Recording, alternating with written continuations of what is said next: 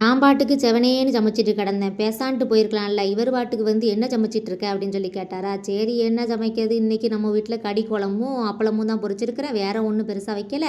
எனக்கு சமைக்கிற இன்ட்ரெஸ்ட்டே இல்ல அப்படின்னு சொல்லிட்டு இருந்தேனா, என்ன அப்படிலாம் சொல்லப்படாது. நான் உனக்கு இன்னைக்கு புதுசா ஒரு டிஷ் பண்ணி தரேன் அப்படின்னு சொல்லிட்டு, இந்த தோசை கல்லுல ஊத்துற ஆம்லேட்ட கரண்டியில ஊத்தி இது கரண்டி ஆம்லேட்டா இது பேரு.